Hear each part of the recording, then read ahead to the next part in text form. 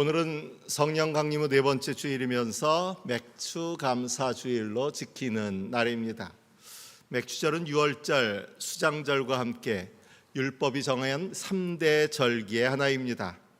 맥추절에 대한 성경의 규정은 이렇습니다. 너희는 너희가 애써서 밭에 씨를 뿌려서 거둔 곡식의 첫 열매로 맥추절을 지켜야 한다. 그런데 이제는 사회 경제의 중심이 농경에서 자본으로 옮겨감에 따라 맥추절을 지키지 않는 교회들이 점점 늘어나고 있습니다. 보리 농사는커녕 농사 자체를 짓지 않는데 맥추 감사주의를 지키는 것은 무의미하다라는 것입니다. 환경과 상황에 따라 변화하자는 것이니까 그것을 잘못된 주장이라고 그렇게 할 필요는 없습니다. 맥추 감사절을 지키는 교회에서도 지금껏 우리가 지켜온 거니까 무조건 지켜야 한다라던가, 심지어는 교회 재정을 위해서 지켜야 한다라고 생각하기보다는 이 맥추 감사절을 지킨다면 왜 지켜야 하는가의 그 의미를 바르게 세워나갈 필요가 있습니다.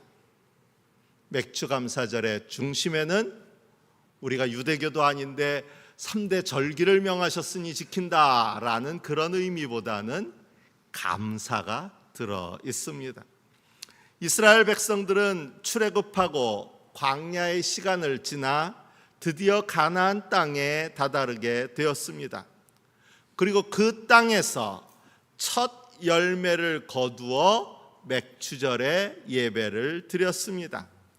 당연히 그 마음 중심에는 감사와 감격이 자리했습니다. 그런데 제가 앞서서 출애굽기의 말씀을 인용했지만 사실 주의 깊게 읽어보면 요즘 세대들에게는 이게 감사할 건가 싶을 수도 있습니다. 주의를 환기하기 위해서 다시 한번 읽어드립니다. 너희는 너희가 애써서 밭에 씨를 뿌려서 거둔 곡식의 첫 열매로 맥추절을 지켜야 한다. 애써서 씨를 뿌려서 거둔 곡식입니다. 아무것도 하지 않고 그냥 얻은 곡식이 아니에요. 믿음으로 자란 자녀들이요. 제가 청년 사역을 오래 했다 보니까 청년들을 이렇게 지내다 보면 대학 시절에 열심히 하다가 직장을 가가지고 월급을 처음 받으면요, 심란해집니다. 심란해져요. 왜요? 11조 해야 되니까. 그동안은 부모님한테 용돈 받으면서 11조 했습니다. 교회에서 잘 자란 아이들 같은 경우는 용돈 받아서도 11조 하도록 부모님이 교육해 주세요. 그런데 용돈 받아서 11조 할 땐 그렇게 고민한 적이 없대요. 심지어는 엄마가 미리 띄고 주기도 한대요. 그래서 그거 갖고는 별로 고민해 본 적도 없대요. 근데 직장 얻어서 첫 월급 받아서 11조 하려니까 손이 덜덜덜 떨리고 아까워 죽겠더라는 거예요. 왜요? 고생했으니까. 내가 이거 벌자고 뭔 고생, 얼마나 고생했는데 이걸 11조를 해. 너무 아깝더라는 거예요. 너무 아깝더라는 거예요. 상상해 보세요. 요즘 젊은 사람들에게서 감사로 드린다라고 하면 뭔가 불로소득, 일하지 않고 얻은 것에 대해서 감사하는 거라면 당연한 것으로 이해되지만, 오늘 출애굽기의 말씀처럼 너희가 애써서 밭에 씨를 뿌려서 거둔 곡식이면 이건 당연한 거지, 당연한 소득이지 감사의 이유라고 생각하지 않습니다. 그러니까 어쩌면 맥추 감사절은 그들에게는 굉장히 말도 안 되는 억지 주장으로 들릴 수도 있습니다. 그러나 당시 이스라엘 사람들에게, 더군다나 이집트에서 노예로 살았던 그들에게, 그들이 아무리 수고로 거둔 것들이라도 씨도 내가 뿌렸고 물도 내가 주었고 추수도 내가 했었어도 이집트에 있을 때는 그들이 종이요 노예였기 때문에 그 모든 수확은 누구의 것이에요? 주인의 것입니다. 나는 그중 일부도 내 손으로 내 맘대로 거둘 수가 없습니다. 그랬던 그들이 이제 가나안 땅에 들어가서 비록 내가 애썼지만, 내가 수고했지만, 내가 땀 흘렸지만, 내가 고생했지만, 수고해서 애써서 거둔 그 곡식이 누구께 되는 거예요? 이젠 내게 되는 거예요. 가나안 땅에 오니까 내게 되는 거야. 그러니까 얼마나 감사인지, 얼마나 감격인지. 하나님이 우리를 이집트 땅에서 구원해 주시지 않으셨다면 어떻게 이런 날이 올 수가 있었을까? 그들은 그야말로 감격과 감사로 맥주절 감사를 드릴 수 있었습니다. 저는 오늘 맥주 감사절의 예배를 드리는 여러분들께서 보리 농사도 안 했는데 무슨 맥주절이야 생각하시지 말고, 지난 6개월 우리들의 삶을 지켜주신 하느님의 은혜를 기억하시면서 모든 것이 은혜이고 모든 것이 감사입니다 고백하실 수 있기를 바랍니다. 그런데요, 우리 그리스도인의 감사는 지나간 어제까지 하느님께서 행하셨던 일들에 대한 그 기억에 머물지 않습니다. 우리 그리스도인의 감사는 오히려 앞으로 행하시고 이루실 그 날에 대한 종말론적인 믿음의 고백이 담겨 있습니다. 스웨덴 출신이고요, 오늘 주보의 앞면에도 옮겨놓은 유엔 사무총장을 역임했던 닥 함마르쉘드라는 분이 있습니다. 이분은 그동안 유엔 사무총장 중에서 꽤 능력 있었던 분으로 인정받아 2대 사무총장이었는데 능력이었던 분으로 인정받아서 풀기 어려운 일이 있다면 다그에게 맡겨라 라는 표현들이 관용구로 있을 정도로 꽤 능력이 있었던 분인데, 이분이 수많은 명언들을 소위 남겼습니다. 그런데 그중 감사에 대한 글 중에 바로 이런 글이 있습니다. 지나간 모든 것에 감사합니다. 다가올 모든 것을 긍정합니다. 기대합니다. 다가올 모든 것을 긍정한다는 것, 저는 이것이 바로 믿음으로 드리는 감사, 그리고 지나간 조건에 매이지 않는 감사라고 할 수 있다고 생각합니다. 오늘 일독서 본문에서 만나는 나아만은 많은 지나간 시간에 감사의 이유를 갖고 있었습니다. 아람 왕의 군대 장관으로서 성공한 신분을 갖고 있었고, 그에 따른 장군으로서의 업적도 있었습니다. 그로 인해 왕의 인정과 총애도 받았습니다. 나아만 장군은 왕이 아끼는 큰 인물이고 존경받는 사람이었다. 그가 어떤 사람이었는지를 보여주는 구절입니다. 이뿐만이 아닙니다. 그는 사람복도 있었습니다. 그를 총애해서 기꺼이 물질적 후원을 아끼지 않았던 그런 왕이 있었고, 또 그에게 엘리사를 소개해준 복음의 전달자 소녀도 있었습니다. 또 그가 엘리사를 찾아왔을 때 그와 함께 했던 부하들도 있었습니다. 이 부하들은 나아만이 엘리사의 처사에 화를 내면서 발길을 돌리려 했을 때, 장군님, 그 예언자가 이보다 더한 일을 하라고 하였다면 하지 않으셨겠습니까? 다만 몸이나 씻으시라는데, 그러면 깨끗해진다는데 그것 좀 못할 까닭이 어디에 있습니까? 그야말로 훌륭한 조언을 건네주어서 나아만을 설득합니다. 인복이 있었어요. 이런 성공을 이루고 이런 사람들을 가졌다는 것은 분명 감사할 일입니다. 그러나 그런 그에게 위기가 찾아오는데, 그것은 지난 시간의 감사가 아니라 다가올 시간의 것들이었습니다.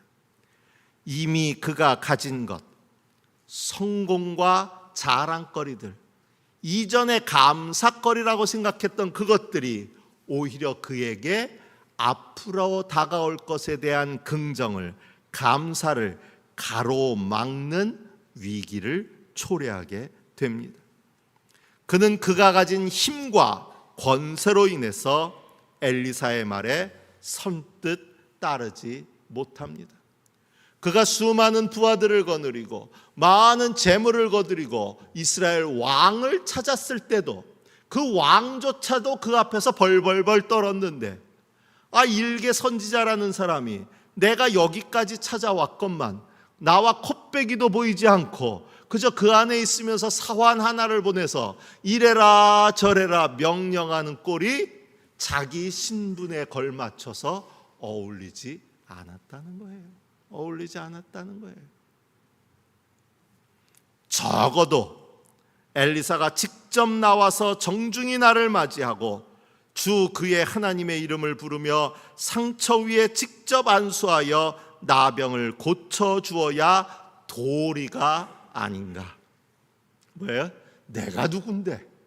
내가 누군데 날 무시해도 유분수지 지가 이따위로 나를 맞아? 여기서 적어도 라고 했던 부분이 이전에 우리가 했던 개역 성경에서는 내 생각에는 그렇게 적있죠. 내 생각에는 이래야 마땅하건만 어찌 나를 이렇게 홀대하는가. 근데 한번 생각해 보세요. 만일 나아만이 장군도 아니고 그런 수많은 재물도 갖고 온 사람이 아니라 그저 일개 촌부였다면 엘리사를 찾아와서 자기가 부탁했을 때 자기 부탁을 들어준 것만으로도 감사하지 않을까요? 아이고 나 같은 게 뭐라고 내가 찾아왔다고 이렇게 직접 요단강에 가서 몸을 씻으라고 처방까지 내려주니까 감사할 일이지만 똑같은 일이 지금 나아만에게는 화를 낼 일이에요. 왜? 그가 가진 성공 때문에, 그가 가진 권력 때문에. 내 생각에는 적어도 그가 이쯤 해줬어야 하리라는 그 생각 때문에 나아만은 기회를 놓쳐버릴 위기를 맞이하게 됩니다. 그가 가진 힘과 권세로 인해 엘리사에게 온전히 의지하지 못했고 엘리사의 말을 믿고 따르지도 못합니다. 물론 결국 나아만은 나음을 입고 하느님을 찬양하며 감사하게 되었지만 오늘 우리 사회에는 여전히 현재에 대한 감사도 또 미래에 대한 긍정도 찾아보기 힘든 사람들이 있습니다. 많은 사람들이 현재에 대해서는 불만을, 미래에 대해서는 불안을 품은 채 살아갑니다. 왜 이렇게 우리는 늘 감사와 만족과 기쁨은 잊은 채 바쁘고 불안하고 불만족스럽게 살아가고 있는 것일까요? 정말 모든 것이 부족하기 때문일까요? 많은 사람들은 과연 돈이 조금만 더 있으면, 조금만 더 건강하면, 자식들과 남편이 속만 조금만 덜 썩이면, 나아만처럼 성공하고 인정받으면 만족하고 감사할 수 있다고 생각하지만 오늘 나아만은 오히려 그 성공으로 인해 감사에 실패할 뻔한 그런 사람이었습니다. 나아만에게는 분명 이미 많은 감사의 거리가 있었지만 온전히 감사할 길을 놓칠 뻔했습니다. 그러던 그가 여종의 말을 새겨 듣고 종들의 말에 귀를 기울이게 되고 부하들의 말에 귀를 기울이게 되고 자신의 생각을 내려놓고 요단강과 아람의 강을 비교하지 않고 요단강에 7번 몸을 씻으라는 엘리사의 말에 순종하였을 때 그때 참 감사와 행복이 찾아옵니다. 여러분, 그가 참 감사와 행복이 찾아왔다는 이야기는 그가 나음을 입었다는 이야기가 아닙니다. 그가 그 나음의 과정을 통해 누구를 만나요? 하느님을 만나게 됐다는 거예요.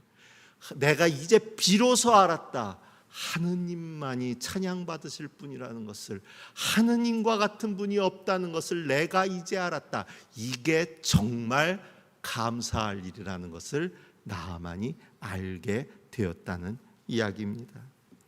참된 감사는 얼마나 성공했고 얼마나 많은 것을 소유했느냐에서 오지 않습니다.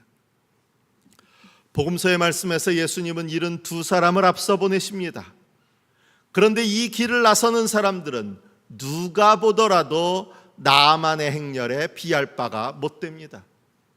나아만은 금 10달란트와 금 6,000개와 옷 10벌, 그리고 거기에 더해 왕의 편지를 가지고 엘리사를 향해 길을 나섭니다. 그런데 오늘 보냄을 받은 72명은 전대도 자루도 신도 없이 길을 나섭니다.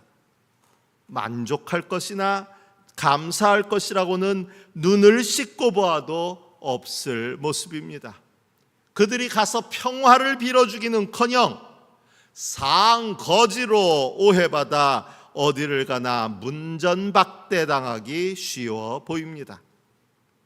그런 그들에게 주님께서 이렇게 명하십니다. 어느 집에 들어가든지 먼저 이 집에 평화가 있기를 빕니다 하고 말하여라. 거기에 있는 병자들을 고쳐주며 하나님 나라가 너희에게 가까이 왔다 하고 그들에게 말하여라. 여기서 병자로 번역된 아세네스라는 헬라어는 힘없는, 나약한, 소망 없는 이라는 뜻을 가지고 있습니다. 단지 몸이 아픈 사람이 아니라 소망과 기쁨을 잃어버린 채 낙담하는 사람들입니다.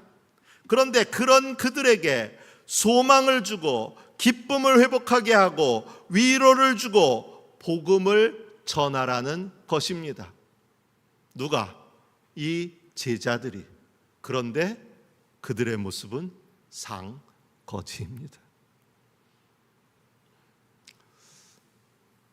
제가 설교를 보통 시작하다 보면 버릇 중에 하나로 있었는데 요즘은 그러고 있나 안 그러고 있나 모르겠어요. 성도들 한번 쭉 들어보면서 한번 씩 웃는 거예요. 나름대로는 그냥 이거 긴장은 돼 있으니까 나 자신을 좀 달래는 시간이기도 해요. 그런데 여러분들의 무장을 좀 해제하고 싶은 마음도 있어요. 좀 긴장을 풀고 오늘 말씀을 함께 따라가 봅시다 하는 의도도 있거든요. 제가 교회학교 선생님들한테도 그 얘기 참 많이 해요. 선생님들 바쁘고 힘들거든요. 보통은 일주일 내내 직장에 뭐에 힘들고 지치다가 주일날까지 아침 일찍 준비하고 나와서 하려면 힘들고 바쁘고 오늘처럼 더운 날은 짜증도 좀 나요.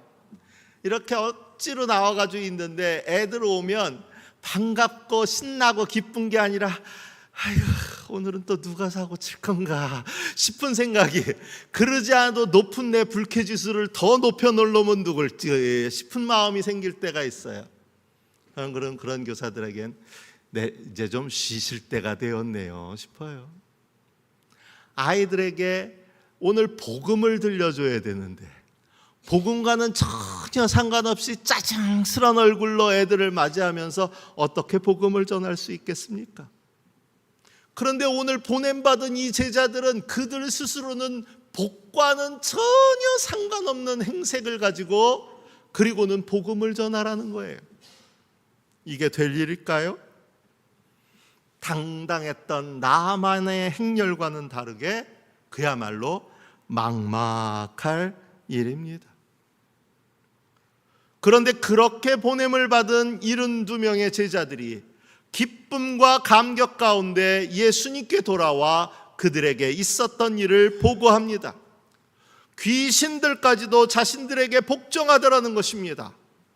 사실 보냄을 받고 길을 나설 때까지만 해도 이런저런 생각이 많았을 것입니다.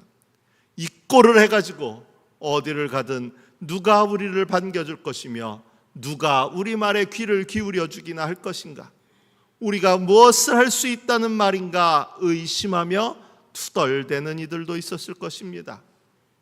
나만의 어법을 빌리자면 적어도 내 생각에는 뭐 확실한 증거나 아니면 능력이라도 주고 가든지 말든지 하라고 하셔야지 이게 뭐람 싶을 수도 있습니다.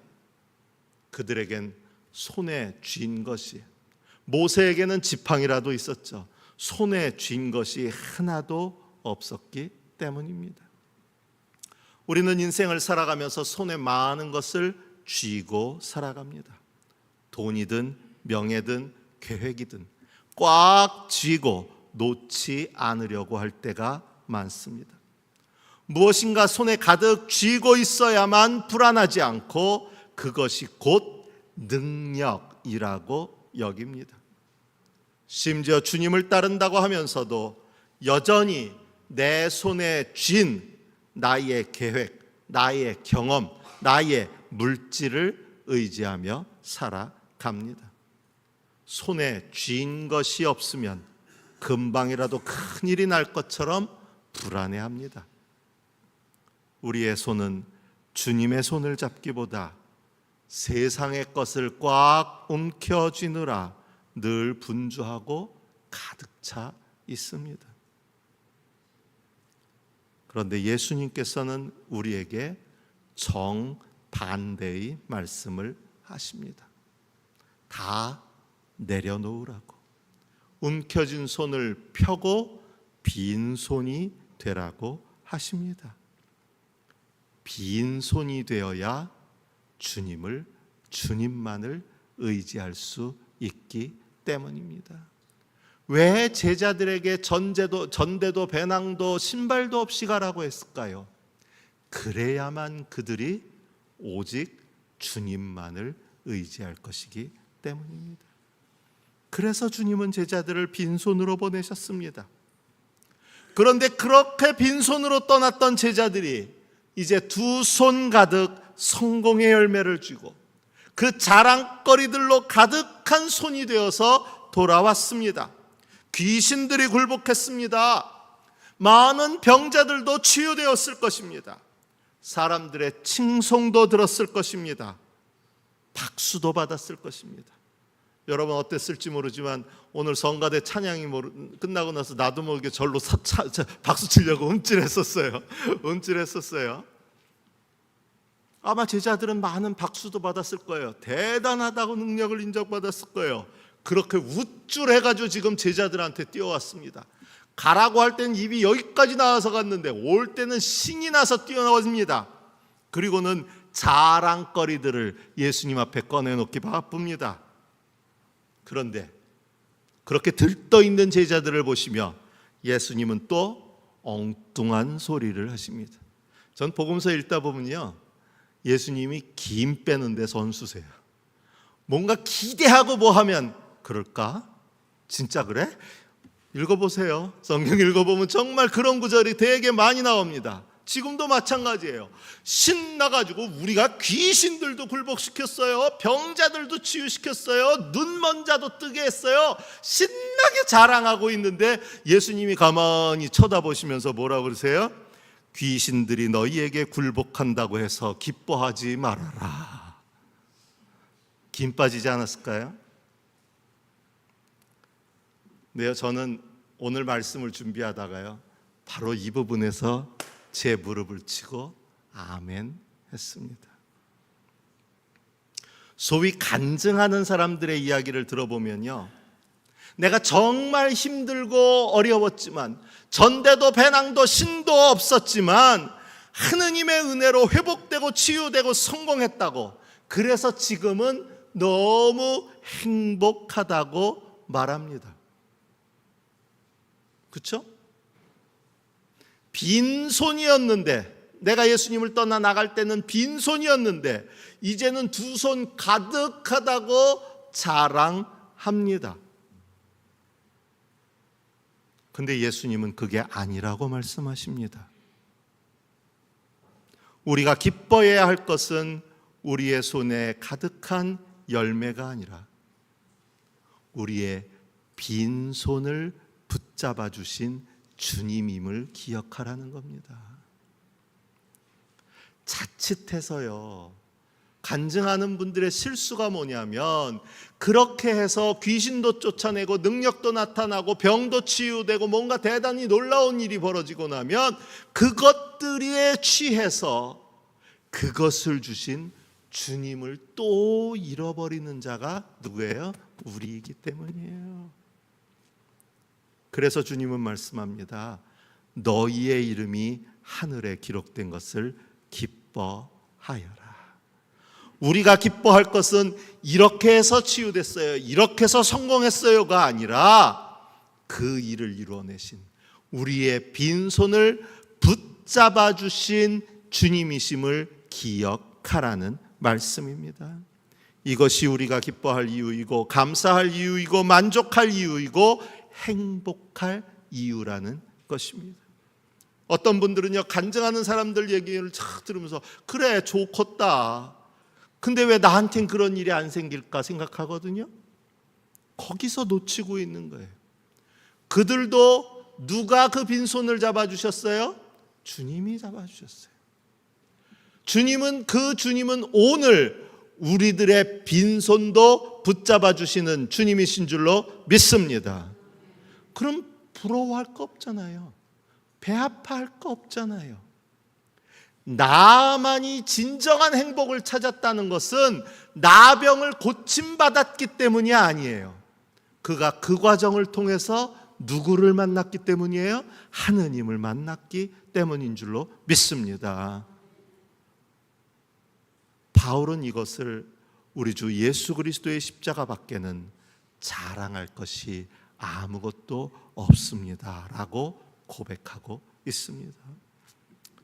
오늘 맥주주 감사주의를 맞아서 비록 우리들의 삶에는 감사할 이유가 없는 것 같고 우리가 앞으로 살아갈 미래는 온통 불안한 예측뿐이지만 그럼에도 불구하고 우리가 현재에 감사하고 미래를 긍정하며 소망할 수 있는 것은 우리에게 예수님이 계시기 때문입니다.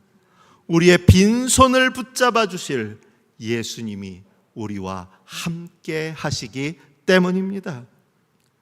저와 여러분이 손에 성공의 열매가 가득해서가 아니라 마음에 감사가 가득할 때 주님은 영원토록 저와 여러분의 손을 붙잡아 주시며 아무것도 우리를 해하지 않도록 지켜 주실 줄로 믿습니다. 여러분의 이름이 하늘에 기록된 것을 기뻐하며 감사하시기를 바랍니다. 주신 말씀을 마음에 새기며 묵상합니다.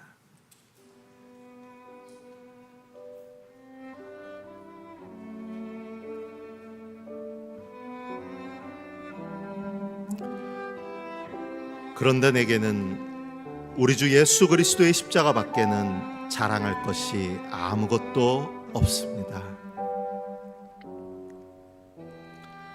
아무것도 너희를 해하지 못할 것이다. 너희의 이름이 하늘에 기록된 것을 기뻐하여라.